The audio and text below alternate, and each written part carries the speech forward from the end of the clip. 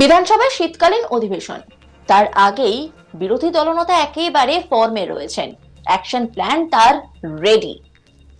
বিধানসভায় শীতকালীন অধিবেশনের শুরুতেই মেগা প্ল্যানের কথা ঘোষণা করলেন রাজ্যের বিরোধী দলনেতা শুভেন্দু অধিকারী। মঙ্গলবার 12 নভেম্বর হাওড়ার মন্দিরতলা গ্রুপ ডি চাকরি প্রার্থীদের ধর্ণা মঞ্চে গিয়েছিলেন শুভেন্দু অধিকারী। সেখানে গিয়ে শুভেন্দু অধিকারী এই মেগা প্ল্যানের ঘোষণা করেন।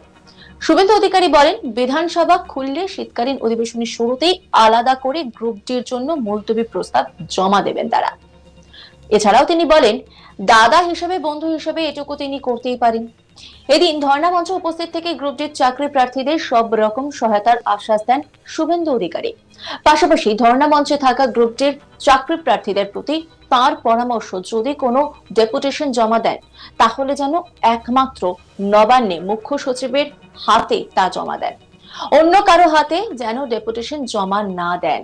শুভেন্দু অধিকারী আরো বলেন, আদালতের নির্দেশ রয়েছে, মুখ্য সচিব ডেপুটেশন নেবেন। পাশাপাশি এদিন আরো বলেন তিনি, আজকে এদের মুখোমুখি হতে পারবে না বলে মমতা বন্দ্যোপাধ্যায় দার্জিলিং এ পালিয়ে গিয়েছেন।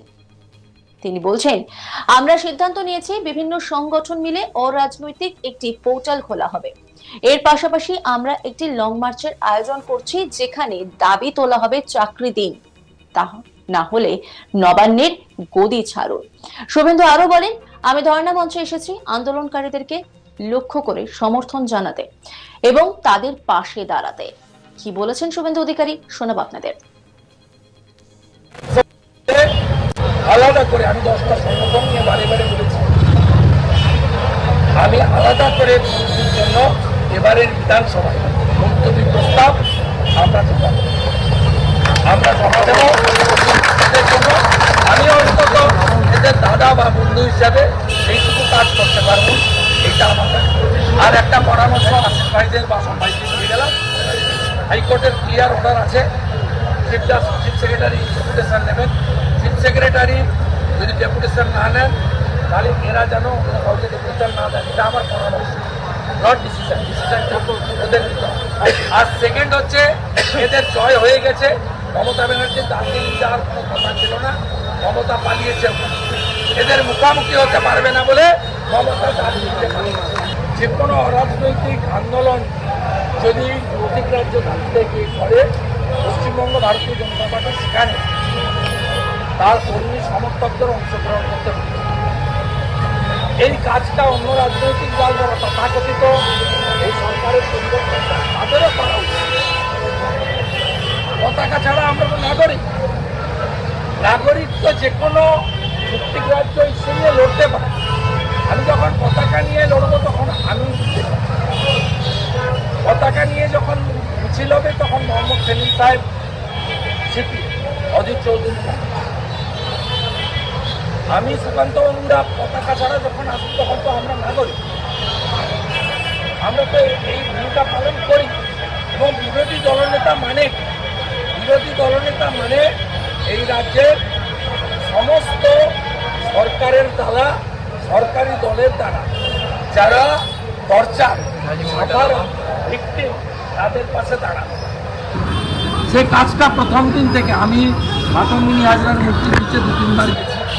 এই আশিস ভাই এবং এদের টিমের সঙ্গে সল্টলেকে এবং নিজাম প্যালেসে আমার অফিস বস্তরপাত্রী মানুষ হোসেনের উপস্থিতি এবং ড্যামার স্ট্রিটের মিছিলে আমি হেঁটেছি।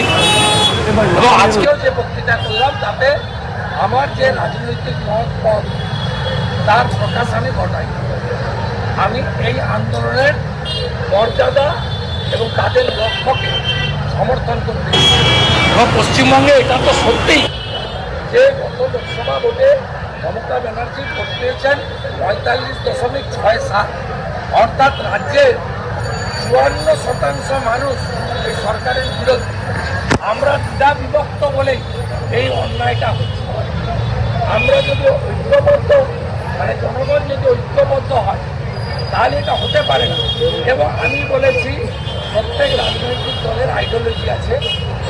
তেল আর জল যেমন মেলে না, তেমনি বাহামার বিজেপি কখনো মিলতে পারে না, আইডিওলজিটা পারে।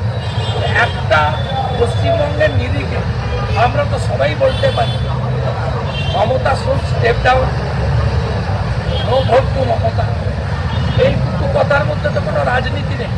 এবারে পিপল উইল ডিসাইড কে ফরমেটেবল এবং ট্রাস্টেবল অল্টারনেটিভ, এটা জনগণের উপর ছেড়ে যাবে। এটা আমি এটার সঙ্গে আছি। গ্রাহ্য দাবি বিধানসভা খুললে আলাদা করে, আমি 10টা সংগঠন নিয়ে বারে বারে বলেছি, আমি আলাদা করে মুক্তির জন্য এবারের বিধানসভায় মুলতবি প্রস্তাব আমরা জমা দেব। এদের জন্য আমি অন্তত এদের দাদা বা বন্ধু হিসাবে এইটুকু কাজ করতে পারবো, এইটা আমার কাছে। আর একটা পরামর্শ আসিফ ভাইদের বা ভাইদের দিয়ে গেলাম, হাইকোর্টের ক্লিয়ার অর্ডার আছে, চিফ সেক্রেটারি ডেপুটেশন নেবেন। চিফ সেক্রেটারি যদি ডেপুটেশন না নেন তাহলে এরা যেন কাউকে ডেপুটেশন না দেন, এটা আমার পরামর্শ, নট ডিসিশন। ডিসিশনটা ওদের নিতে হবে। আর সেকেন্ড হচ্ছে, এদের জয় হয়ে গেছে, মমতা ব্যানার্জির দার্জিলিং যাওয়ার কোনো কথা ছিল না, মমতা পালিয়েছে, এদের মুখোমুখি হতে পারবে না বলে মমতা দার্জিলিংয়ে পালিয়েছে। বিধানসভার শীতকালীন অধিবেশনের শুরুতেই মেগা প্ল্যানের কথা ঘোষণা করলেন রাজ্যের বিরোধী দলনেতা শুভেন্দু অধিকারী। মঙ্গলবার 12 নভেম্বর হাওড়ায় মন্দিরতলার গ্রুপ ডি চাকরি প্রার্থীদের ধর্ণা মঞ্চে গিয়েছিলেন শুভেন্দু অধিকারী। সেখানে গিয়ে শুভেন্দু অধিকারী এই মেগা প্ল্যানের ঘোষণা করেন। তিনি বলেন, বিধানসভা খুললে শীতকালীন অধিবেশনের শুরুতেই আলাদা করে গ্রুপ ডির জন্য মুলতবি প্রস্তাব জমা দেবেন তারা। তিনি আরো বলছেন, দাদা হিসেবে, বন্ধু হিসেবে এটুকু তিনি করতেই পারেন। এদিন ধর্ণা মঞ্চে উপস্থিত থেকে গ্রুপ ডি চাকরি প্রার্থীদের সব রকম সহায়তার আশ্বাস দেন শুভেন্দু অধিকারী। পাশাপাশি ধর্ণা মঞ্চে থাকা গ্রুপ ডি চাকরি প্রার্থীদের প্রতি তার পরামর্শ, যদি কোনো ডেপুটেশন জমা দেন তাহলে যেন একমাত্র নবান্নের মুখ্য সচিবের হাতে তা জমা দেন, অন্য কারো হাতে যেন ডেপুটেশন জমা না দেন। কি বলেছেন তিনি, শোনাবো আপনাদের। বিধানসভা খুললে আলাদা করে, আমি 10টা সংগঠন নিয়ে বারে বারে বলেছি, আমি আলাদা করে মুক্তির জন্য এবারের বিধানসভায় মুলতবি প্রস্তাব আমরা জমা দেব। এদের জন্য আমি অন্তত এদের দাদা বা বন্ধু হিসাবে এইটুকু কাজ করতে পারবো, এইটা আমার কাছে। আর একটা পরামর্শ আসিফ ভাইদের বা ভাইদের দিয়ে গেলাম, হাইকোর্টের ক্লিয়ার অর্ডার আছে, চিফ সেক্রেটারি ডেপুটেশন নেবেন।